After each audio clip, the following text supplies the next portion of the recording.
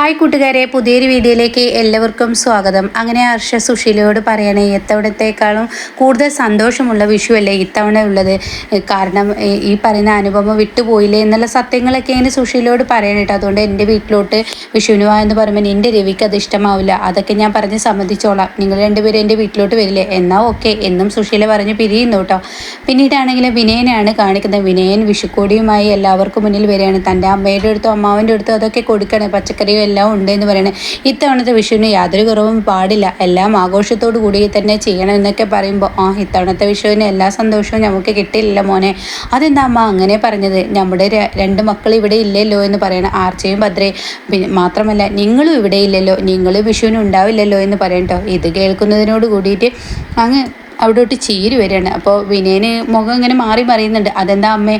അപ്പോഴേക്കും ചീര് പറയണേ, പഞ്ചരത്നത്തിലോട്ട് ഇത്തവണ പോയേ പറ്റുള്ളൂ. കാരണം എൻ്റെ കുഞ്ഞമ്മയും ഈ പറയുന്ന മുത്തശ്ശിയൊക്കെ എത്തുന്ന അവർ സിംഗപ്പൂരിൽ നിന്ന് വരുന്നത് കൊണ്ട് തന്നെ ഇത്തവണ എന്തായാലും പഞ്ചരത്നത്തിലോട്ട് പോകണമെന്ന് പറയട്ടോ. ഇതേസമയം വിനയനെ എതിർക്കാനും കഴിയില്ല. അപ്പോൾ ഉടൻ തന്നെ അവിടെ ലതിക വന്നിട്ട് പറയണേ, എന്തായാലും മക്കളെ നീ വരുമ്പോൾ കൊണ്ടുവരണം ചീരു. അത് കേൾക്കുന്ന ചീരുവിന് ചെറിയൊരു പൊരുത്തക്കേട് തോന്നുന്നുണ്ട്. ചീരു ഇങ്ങനെ പതറുന്നു. അപ്പോൾ ഉടൻ തന്നെ, എന്താ മോളെ ഞങ്ങൾ പറഞ്ഞത് നിനക്ക് കേട്ടില്ലെന്നുണ്ടോ? അത് കേൾക്കുന്ന ചീര് പറയാം, അത് ആലോചിക്കാം, ആദ്യം ഞാൻ അവിടെ പോട്ടെ എന്നിട്ടാവാം ബാക്കിയുള്ള കാര്യങ്ങൾ എന്ന് ചീര് പറയുന്നു കേട്ടോ.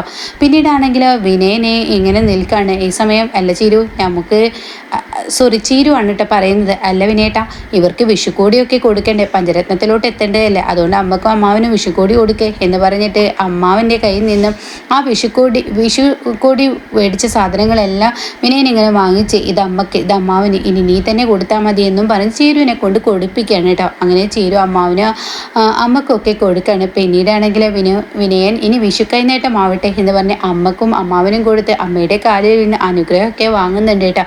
അങ്ങനെ അവർ വലിയൊരു സന്തോഷം തന്നെ അവർക്കിടയിൽ ഉണ്ടാവുന്നുണ്ട്. പിന്നീട് രാമനാഥനെയാണ് കാണിക്കുന്നത്. വാസന്തിയും തന്നെ ഇറങ്ങി വരികയാണ്. അച്ഛാ എന്നാൽ ശരി, ഞങ്ങൾ പോയിട്ട് വരട്ടെ. നിങ്ങളെങ്ങനെ പോകുന്നു, ബൈക്കിലാണോ എന്ന് ശബരി ചോദിക്കുന്നു. അത് കേട്ട ഉടൻ തന്നെ, അയ്യോ ബൈക്കിൽ തിരുവനന്തപുരത്തോട്ട് പോകാനാ നീ എന്താ ഈ പറയുന്നത്? അല്ല ചേച്ചി ബൈക്കിലാ പോകുന്നതെന്ന് പറഞ്ഞിരുന്നല്ല, അതുകൊണ്ട് ചോദിച്ചതാ. അയ്യോ അതൊന്നും ശരിയാവില്ല, ബൈക്കിൽ പോകുന്നില്ല, ട്രെയിനിൽ പോകണമെന്ന് പറയട്ടോ. ഇത് കേൾക്കുന്നതിനോട് കൂടി അങ്ങ് ധനം പറയണം, അതെ ബൈക്കിൽ പോകാത്തത് അത് കുറച്ചിലാവെന്ന് കരുതിയിട്ടാണ് ഇവൾ പോവാതിരിക്കുന്നത്. ട്രെയിനിൽ പോയി അവിടുന്ന് അങ്ങ് ടാക്സി വിളിക്കണം, എന്നാലാണ് എൻ്റെ വീട്ടിൽ ചെന്ന ഗെറ്റപ്പൊക്കെ ഉണ്ടാവുള്ളൂ, ഗമയൊക്കെ ഉണ്ടാവുള്ളൂ എന്നൊക്കെ ഇങ്ങനെ പറയാനിട്ടാ. അത് കേൾക്കുന്ന രാമനാഥൻ പറഞ്ഞു, എന്തായാലും ഭർത്ത വീട്ടിൽ പോയി വിഷു ആഘോഷിക്കുക, അത് തന്നെയാണ് വേണ്ടത്. അത് കേൾക്കുന്ന വാസന്തി ചോദിക്കുക, അല്ല നിങ്ങൾ ഇനിയിപ്പോൾ പഞ്ചരത്നത്തിലോട്ട് പോകുന്നില്ലല്ലോ, ഉണ്ണിക്കുട്ടൻ്റെ ആദ്യത്തെ പിറന്നാളല്ലേ? അത് കേട്ടോടെ തന്നെ ഇത്തവണ പഞ്ചരത്നത്തിലോട്ട് പോകണം എന്ന് അവിടെ ദയ പറയണേട്ടാ. കാരണം ഞങ്ങൾക്ക് എല്ലാ വർഷവും ഞങ്ങൾ വിഷു ആഘോഷിക്കുന്നത് പഞ്ചരത്നത്തിൽ വെച്ചാണ്. വിഷുവും ഓണോ അങ്ങനെയെല്ലാം അച്ഛനുള്ളിടത്തോളം കാലം ഞങ്ങളത് അവിടെ വെച്ച് തന്നെ ആഘോഷിക്കത്തുള്ളൂ എന്നിങ്ങനെ പറയുമ്പോൾ വാസന്തി പറയണം, എന്തായാലും എന്തെങ്കിലുമൊക്കെ ആവട്ടെ, അപ്പം അച്ഛനും ഒറ്റക്കാണില്ലേ എന്ന് പറയുമ്പോൾ ശബരി പറയാൻ, ഞങ്ങളുടെ കൂടെ പോരണം. അപ്പം അനിത ഇന്ന് പോകുന്നുണ്ട്. അത് കേൾക്കുന്ന അനിത, ഇന്ന് പോകുന്നില്ല എന്ന് കരുതിയതാണ്, നാളെ പോവാം എന്നൊക്കെ കരുതിയതാണ്. പക്ഷേ അച്ഛൻ ഇവിടെ തനിയായതുകൊണ്ട് ഇനിയിപ്പോൾ പോകുന്നില്ല എന്ന് പറയുമ്പോൾ ഉടൻ തന്നെ ശബരി പറയണേ, ഞങ്ങളുടെ കൂടെ പഞ്ചരത്നത്തിലോട്ട് പോരട്ടെ. അപ്പോഴേക്കും അവിടെ രാമനാഥൻ പറയണേ, ശരിയാണ്, ഇവർ പഞ്ചരത്നത്തിൽ പോയി തന്നെ ആഘോഷിക്കട്ടെ, ഇവിടെ തന്നെ ആഘോഷിക്കണമെന്ന് വാസന്തി പറയുന്നതിൽ യാതൊരുവിധ അർത്ഥവുമില്ല. പിന്നെ മാഷ് എന്നെ വിളിച്ചിരുന്നു എന്ന് പറയുമ്പോൾ അതും കൂടി ആവുമ്പോൾ ഉടൻ തന്നെ ദയ പറയാം, എന്നാൽ അച്ഛൻ ഞങ്ങളുടെ കൂടെ വരില്ലേ എന്ന് പറയുമ്പോൾ അനിത പറയാം, എന്നാൽ എനിക്ക് ഇന്ന് എൻ്റെ വീട്ടിലോട്ട് പോവായിരുന്നു എന്ന് പറഞ്ഞ ഉടൻ തന്നെ അവിടെ രാമനാഥൻ പറയണേ, അയ്യോ അതൊന്നും നടക്കില്ല അനിത, നാളെ പോയാൽ മതി നീ. കാരണം എന്താണെന്നറിയോ, ഈ വീട് വിഷുക്കണി ഒരുക്കണ്ടേ, വിഷുക്കണി ഒരുക്കാതെയും കണ്ട് നീ അങ്ങനെ പോയാൽ ശരിയാവില്ലല്ലോ. അപ്പോൾ നമുക്ക് വിഷുക്കണിയൊക്കെ ഇവിടെ ഒരുക്കി നീ നാളെ പോയിക്കോ എന്ന് പറയാനിട്ടാ. അങ്ങനെ എന്നാൽ ശരി ഞാൻ പോകുന്നു എന്നും പറഞ്ഞിട്ട് അവിടെ നിന്നും വാസന്തിയും ധനനും ഇറങ്ങുമ്പോൾ ശബരിയും പിന്നാലെ പോകുന്നുണ്ട് കേട്ടോ. അപ്പോഴേക്കും ധനം വീണ്ടും ബൈക്ക് എടുക്കുകയാണ്. അത് കണ്ടുടൻ തന്നെ അവിടെ ശബരി ചോദിക്കുക, അല്ല ബൈക്കിൽ പോകുന്നില്ലെന്ന് പറഞ്ഞിട്ട് ഇപ്പോൾ ബൈക്കിലാണോ? ഹെല്ലടാ, റെയിൽവേ സ്റ്റേഷൻ വരെ ബൈക്കിൽ, അവിടെ വെച്ച് കഴിഞ്ഞാൽ പിന്നീട് തിരികെ വരുമ്പോൾ ഓട്ടോ ഒന്നും വിളിക്കാൻ നിൽക്കണ്ടല്ലോ, ആ ബൈക്കിൽ ഇങ്ങ് പോന്നാൽ പോരെ എന്നും പറയുന്നു കേട്ടോ. അത് കേൾക്കുമ്പോൾ അത് നല്ല കാര്യം എന്ന് പറഞ്ഞിട്ട് അവരങ്ങ് പോയി ഒരു വഴിക്കങ്ങ് പോകുമ്പോൾ ഇപ്പുറത്തൂടെ കാണാം അഭിജിത്ത് കയറി വരുന്ന കേട്ടോ, അനിതയുടെ ആങ്ങള. അപ്പോൾ ശബരി അവിടെ നിൽക്കണം. അഭിജിത്തോ, കൊള്ളാലോ, ഇന്നേ ദിവസം നീ വന്നല്ലോ. അപ്പോഴേക്കും ദയ പുറത്തോട്ട് ഇറങ്ങി വരികയാണ്. നിനക്ക് നല്ല ജോലിയൊക്കെ കിട്ടിയെന്നൊക്കെ പറഞ്ഞു കേട്ടല്ലോ, നീ എന്നും ഇങ്ങോട്ടേക്ക് വരണമെന്ന് പറയുന്നതോ അനിതേച്ചി കേട്ടല്ലോ. അപ്പോഴേക്കും അനിതയും വന്നു കേട്ടോ. ഇവൻ എന്നും അച്ഛനെ കാണാൻ വരണമെന്നിങ്ങനെ പറയും, പക്ഷേ ഇതുവരെ ഇവൻ വന്നിട്ടില്ല. അത് കേൾക്കുന്ന അഭിജിത്ത് പറയണേ എനിക്ക് ചില തട്ടുമുട്ടുകൾ കൊണ്ട് തന്നെ കാണാൻ വരാൻ പറ്റിയില്ല. ഇപ്പോഴാണ് എല്ലാം കൊണ്ടും സമയം ഒത്തു വന്നത്. അപ്പോൾ ദയ പറയണേ എന്തായാലും PSC ടെസ്റ്റ് എഴുതിയിട്ട് നിനക്ക് ജോലി കിട്ടിയല്ലോ. എന്ത് പറയാൻ, PSC ടെസ്റ്റ് എഴുതിയപ്പോൾ അതിൽ ലാസ്റ്റ് റാങ്ക് എനിക്കുണ്ടായിരുന്നു. അതുകൊണ്ട് തന്നെ ആ ജോലി എനിക്ക് നേടാൻ കഴിഞ്ഞു. ഈശ്വരാധീനം. എന്തായാലും എനിക്ക് ഇവിടുത്തെ അച്ഛനെ കാണണം, അച്ഛനെ എനിക്ക് വിഷുക്കൂടി കൊടുക്കണം.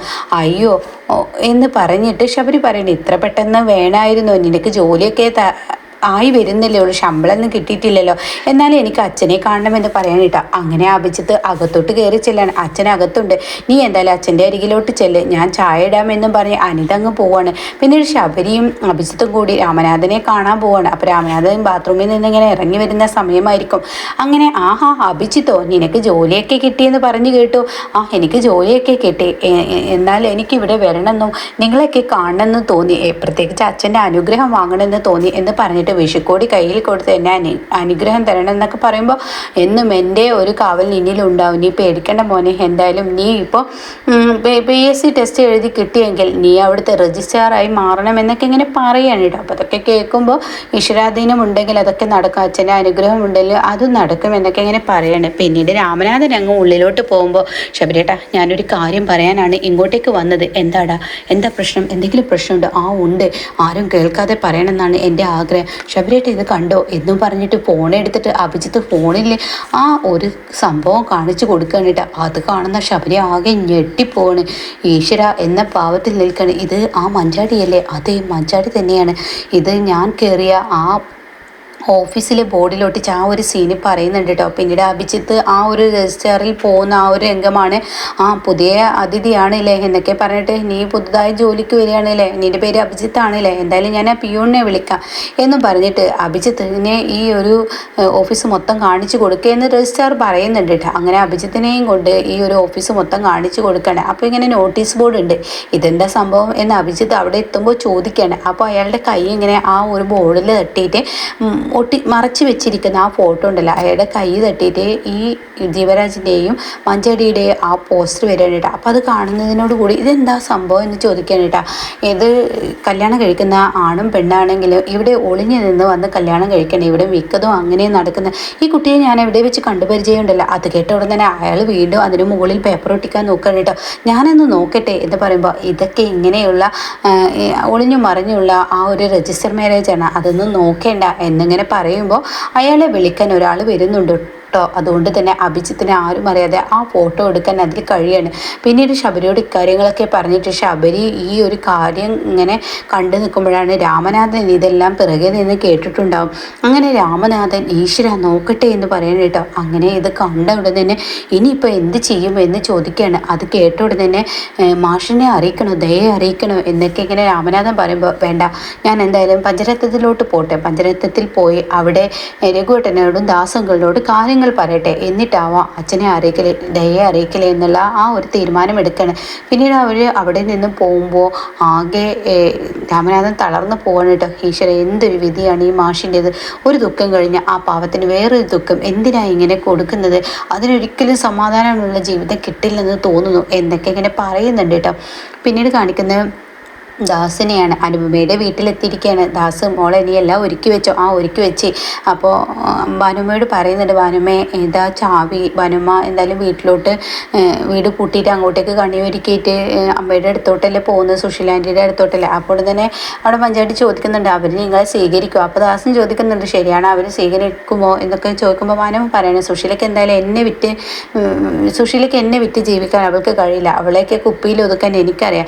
പിന്നെ ഇന്ദ്രൻ്റെ ഒരു മനസ്സുണ്ട്, അവൻ എന്തായാലും എന്നെ തള്ളിക്കളയത്തൂല, അതുകൊണ്ട് എനിക്കവിടെ വിഷു സദ്യ ഉണ്ടാവും എന്നൊക്കെ ഇങ്ങനെ പറയുന്നു കേട്ടോ. അപ്പോഴാണ് ആരോ ഉമ്മറത്ത് വന്ന് ബെല്ലടിക്കുന്നത്. ഈ സമയം ആരും ഇരുന്ന് എന്നും പറഞ്ഞിട്ട് ദാസ് ഞാൻ തുറക്കട്ടെ എന്ന് പറഞ്ഞ് ചെന്ന് നോക്കുമ്പോൾ ഉമ്മറത്ത് ഒരു ഭിക്ഷയാചിച്ച് വന്ന ആളെ പോലെ ഇങ്ങനെ തലതാഴ്ത്തി നിൽക്കുന്ന ഇന്ദ്രനെയാണ് കേട്ടോ. ഇന്ദ്രനോ എന്ന് ചോദിക്കുമ്പോൾ അനുപമ ഒന്ന് ഞെട്ടുന്നുണ്ട് കേട്ടോ. അപ്പോൾ ഇന്ദ്രൻ പറയണേ പഞ്ചരത്നത്തിലോട്ട് അനുവും കുഞ്ഞും പോവാണെന്ന് എനിക്കറിയാം, വിച്ചുമോനെ ഒന്ന് കാണണം, അവന് വിഷുക്കോടി ഒന്ന് കൊടുക്കണം, അതിനു വേണ്ടി വന്നതാണ്, ബുദ്ധിമുട്ടിക്കാനല്ല, എനിക്കെൻ്റെ കുഞ്ഞിന് വിഷുക്കോടി കൊടുത്ത് ഞാൻ അപ്പം തന്നെ പൊയ്ക്കോളാം എന്ന് പറയുമ്പോൾ അത് കേൾക്കുന്ന അനുപമയുടെ ഉള്ളൊന്ന് ഒലഞ്ഞു കേട്ടോ. അങ്ങനെ അനുപമ പറയണേ മഞ്ചടി നീ കുഞ്ഞിനെയും കൊണ്ട് അങ്ങോട്ടേക്ക് പോയിക്കോ എന്നും പറയുമ്പോൾ ഉടൻ തന്നെ അത് കാണുന്ന ദാസൻ അത്ര പിടിക്കില്ല. അപ്പോൾ ദാസ് പറയണ അകത്തോട്ട് കയറി വാ എന്നും പറഞ്ഞിട്ട് പുഷിക്കൊടി വാങ്ങുന്നത് പുറത്ത് നിന്നല്ലല്ലോ, അകത്ത് കയറി കൊടുത്തോ എന്ന് പറയണേ. പിന്നീട് ഇന്ദ്രൻ അകത്ത് കയറി വരികയാണ്. അനുപമ തിരിഞ്ഞു നിൽക്കുന്നു. അനുപമക്ക് ഒട്ടും ഇഷ്ടമില്ലാത്തതുപോലെ തന്നെ മുഖം ഇങ്ങനെ കറപ്പിച്ച് നിൽക്കുമ്പോൾ വിച്ചുമോനെ എന്നൊക്കെ പറഞ്ഞ് അച്ഛ എന്ന് കുഞ്ഞും പറഞ്ഞ് അങ്ങനെ അവരുടെ കെട്ടിപ്പിടുത്തോ ആ ഒരു വിഷുക്കോടി കൊടുക്കലൊക്കെ ആവുമ്പോൾ ഓവറാവുന്നു എന്ന് കാണുന്ന അനുപമ വീണ്ടും പറയാണ് വേണ്ട മതി, നമുക്ക് പോവാം, പഞ്ചരത്നത്തിലോട്ട് പോവാം, നേരം മെഴുകിയിരിക്കുന്നു എന്ന് അനുപമ പറയുമ്പോൾ ഞങ്ങൾക്ക് നേരം മെഴുകി. അപ്പോഴേക്കും ഇന്ദ്രൻ അനുപമയുടെ മുന്നിലോട്ട് വരുന്നുണ്ട് കേട്ടോ. അനുപമയുടെ മുന്നിൽ വന്നിട്ട് ഇന്ദ്രൻ ഇങ്ങനെ ഈ ഒരു വിഷുക്കോടി നീട്ടുന്ന ആ ഒരു സീനിലാണ് എപ്പിസോഡ് നിർത്തിയിരിക്കുന്നത്.